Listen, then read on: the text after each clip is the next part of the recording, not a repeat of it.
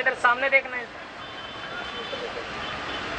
इधर सामने देखना है सर, थोड़ा। ये फतेहाबाद से सीधी तस्वीरें आप देख रहे हैं, जो कि पूर्व गृह राज्य मंत्री, सिरसा विधायक और हलोपा सुप्रीमो गोपाल कांडा फतेहाबाद पहुंच रहे हैं और वो शहीदों की जो मूर्तियां हैं उन्हें नमन करते हुए, उन पर पुष्पांजलि अर्पित करते हुए नजर आए। और अब गार्ड ऑफ ऑनर जब उन्हें दिया गया, उसके बाद परेड को सलामी उन्होंने दी और जो टुकड़ियां हैं उनका निरीक्षण भी गोपाल कांडा ने किया।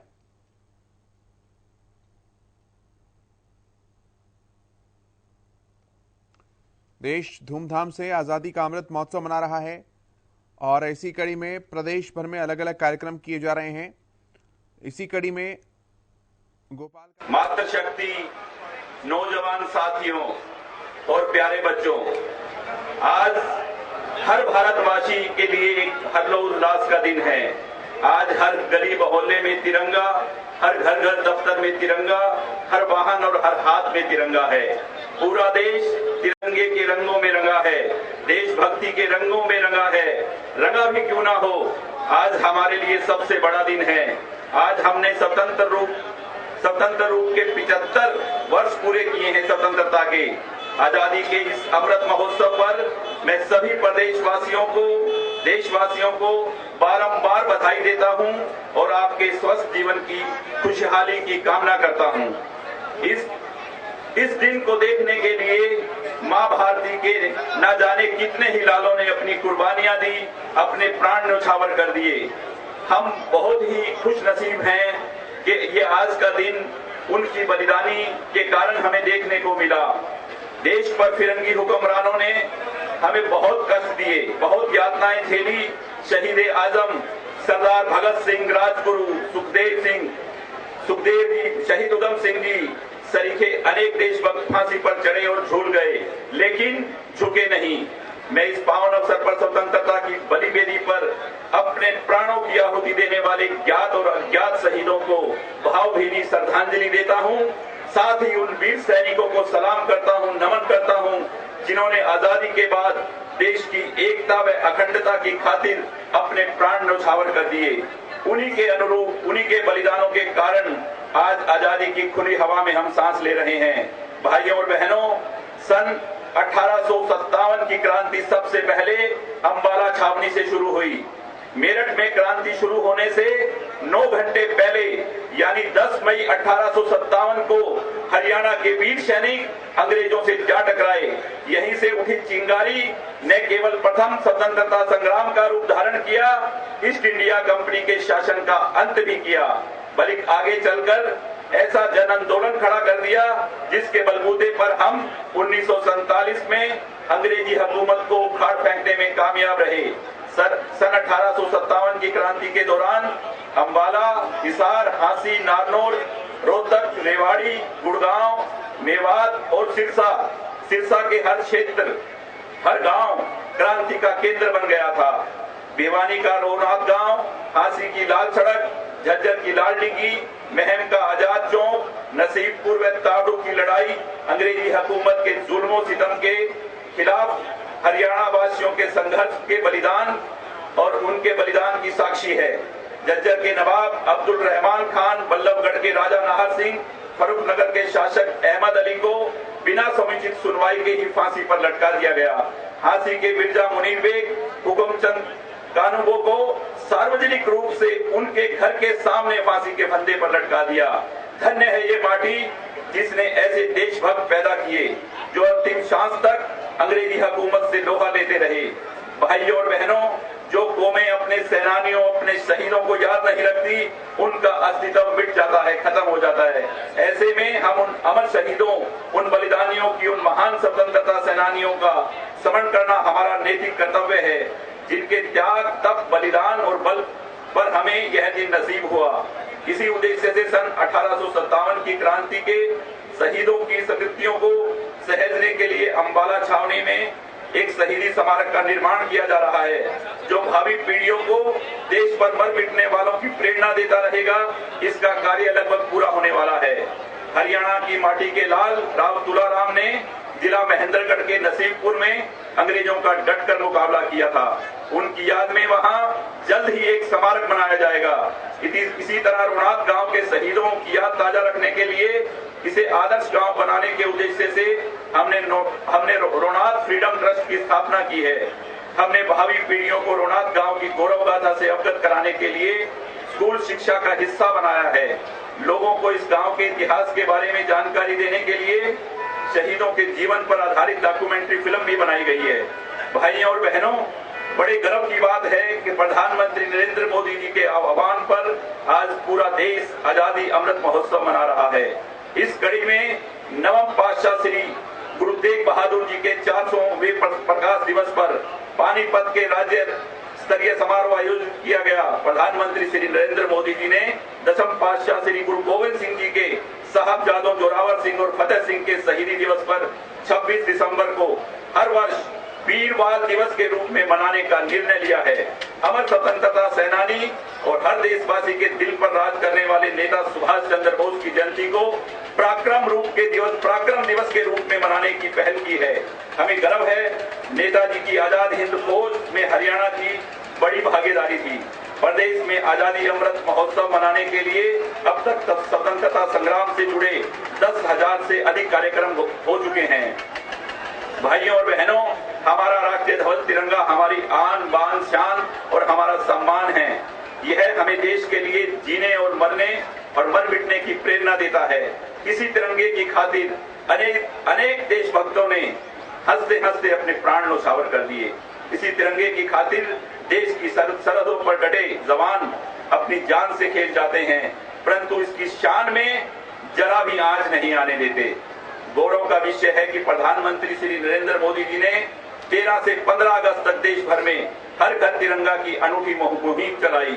हर घर की मुंडेर पर, हर ऑफिस में, हर दफ्तर में हर देशवासी को हमारे शहीदों और स्वतंत्रता सेनानियों के अनुरूप बलिदानों का स्मरण कराता है, उनकी याद दिलाता है। हरियाणा वासियों ने भी उसी जोश और जज्बे के साथ अपने 60 लाख घरों पर राष्ट्रीय ध्वज फहराया है। जिस जोश और जज्बे के साथ हम अपने जवानों को सरहद पर भेजते आए हैं, हमें गर्व है हरियाणा के वीर सपूतों ने आजादी के बाद भी देश की सीमाओं सुरक्षा में महत्वपूर्ण भूमिका निभाई है। जय जवान जय किसान का नारा हरियाणा के मामले में बिल्कुल ठीक बैठता है। हमारे किसान अपने पसीने से देश में अन्न भंडार भरने का कार्य किया है, तो हमारे जवानों ने सेना में भर्ती होकर देश पर मर मिटने का काम किया है। अपनी शान समझते हैं मर मिटने को।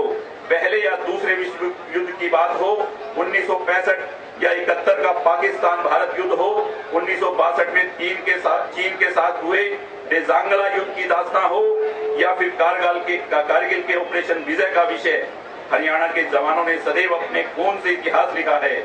आज भी हमारी सेना में हर 10वां जवान हरियाणा का है।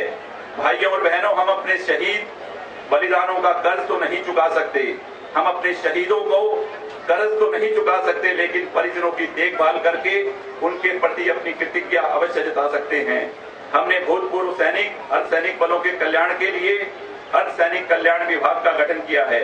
युद्ध के दौरान शहीद हुए सेना के जवान, अर्धसैनिक बलों जवानों की अनुग्रह राशि 20 लाख रुपए से बढ़ाकर 50 लाख रुपए की गई है। आईईडी ब्लास्ट के दौरान शहीद होने पर भी अनुग्रह राशि बढ़ाकर 50 लाख रुपए तक की गई है। युद्ध, आतंकवाद तथा अन्य घटना के दौरान घायल हुए सैनिकों, अर्धसैनिक बलों के जवानों के लिए अनुदान राशि के आधार पर 15 लाख रुपए, 25 लाख रुपए और 35 लाख रुपए की गई है। वर्तमान सरकार के कार्यकाल में अब तक शहीद सैन्य व अर्धसैनिक बलों के 347 आश्रितों को अनुकंपा के आधार पर नौकरी प्रदान की गई है।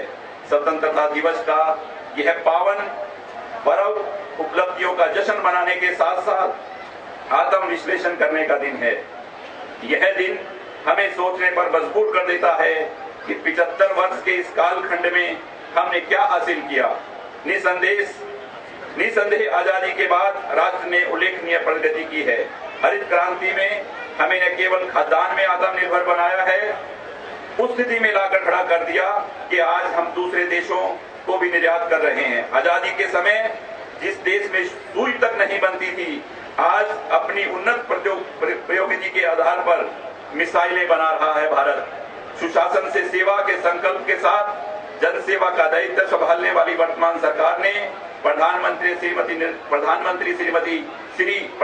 श्री नरेंद्र मोदी जी ने सबका साथ सबका विकास, हरियाणा एक और हरियाणवी एक के मूल मंत्र का चलते हुए हरियाणा एक की तरक्की और उत्थान के लिए काम किया है। भ्रष्टाचार के प्रति जीरो टॉलरेंस की नीति अपनाते हुए पारदर्शी शासन दिया है। महामना पंडित दीनदयाल उपाध्याय मानते थे कि तरक्की का लाभ समाज में आखिरी पायदान पर खड़े व्यक्ति तक पहुंचना चाहिए। यही उसी उनके मार्गदर्शन के अनुरूप उत्थान के लिए संकल्प के साथ सरकार व्यवस्था परिवर्तन में सुशासन को निरंतर आगे बढ़ा रही है। सरकार ने सबसे गरीब लोगों के जीवन स्तर को ऊंचा उठाने के लिए मुख्यमंत्री अंत्योदय परिवार उत्थान योजना शुरू की है।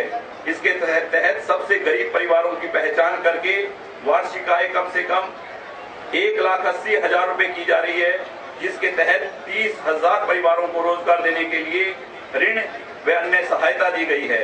अब इस योजना का तीसरा चरण शुरू हो चुका है। हिसार में प्रदेश का पहला इंटरनेशनल एयरपोर्ट बनाया जा रहा है।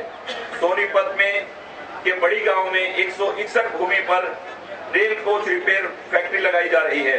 प्रदेश को समान विकास की दृष्टि से सरकार का लक्ष्य हर जिले में मेडिकल कॉलेज, 200 बेड का अस्पताल खोलना है। फतेहाबाद में 200 बेड का हॉस्पिटल बनने का काम शुरू हो गया है। सरकार ने जिला फतेहाबाद में मेडिकल व नर्सिंग कॉलेज बनाने की भी घोषणा की है। सरकारी कॉलेजों में पढ़ने वाले 10वीं से 12वीं तक के विद्यार्थियों को 2 GB डाटा, PL सॉफ्टवेयर युक्त 5 लाख टैबलेट दिए जा रहे हैं। धन के अभाव में प्रतिभा दबी न रह जाए, इसीलिए हमने सरकारी स्कूलों में होनहार विद्यार्थियों को खर्च पर कोचिंग देने का सुपर 100 कार्यक्रम शुरू किया है। प्रधानमंत्री श्री नरेंद्र मोदी जी हाल ही में अग्निपथ योजना शुरू की है। इसमें अग्निवीरों को 3 सेनाओं में लागू जोखिम कठिनाई भत्ते के साथ आकर्षित मासिक पैकेज दिया गया है, जिसका लाभ हरियाणा के युवाओं को मिलेगा, क्योंकि सेना में हमारा युवा ज्यादा भर्ती होते हैं। केंद्रीय सशस्त्र बलों में अग्निवीरों को 10% आरक्षण दिया गया है। हरियाणा में उन्हीं पुलिस भर्ती में प्राथमिकता देने के अलावा विभिन्न क्षेत्रों में नौकरियां के अवसर दिए जा रहे हैं। हमारे भाइयों और बहनों, खेलों में हमारे युवाओं ने अनेक उपलब्धियां हासिल की है, जिनका जिक्र करते हुए गर्व से सीना चौड़ा होता है। अंतर्राष्ट्रीय प्रतियोगिताओं में पदक जीतकर देश व प्रदेश का नाम रोशन किया है। हाल ही में बर्मिंघम में हुए कॉमनवेल्थ गेम में भारत को मिले 61 पदकों में 20 पदक हमारे खिलाड़ियों ने जीते। इनमें 17 पदक व्यक्तिगत सफलता के अनुसार 3 टीम सफलता में हासिल है। हरियाणा देश का पहला राज्य है जो पदक विजेता खिलाड़ियों को नगद पुरस्कार राशि देता है। वर्तमान सरकार में खिलाड़ियों को 355 करोड़ रुपए से अधिक के पुरस्कार दिए हैं। भाइयों और बहनों, किसान समृद्ध होगा तब प्रदेश में समृद्धि व खुशहाली आएगी। कृषि सुधार के लिए अहम निर्माण किए गए हैं। MSP पर फसल खरीद की बात हो या प्रकृति आपदा से फसल नुकसान की भरपाई का विषय, सरकार बीज बाजार से बाजार तक हर कदम पर किसान के साथ खड़ी है। सरकार ने प्राकृतिक आपदा में फसलों के लिए मुआवजा राशि 12,000 से बढ़ाकर 15,000 रुपए एकड़ की है। खरीफ फसल में खराब हुई फसलों में 561 करोड़ रुपए का मुआवजा, प्रधानमंत्री फसल बीमा के तहत 4,000 करोड़ रुपए का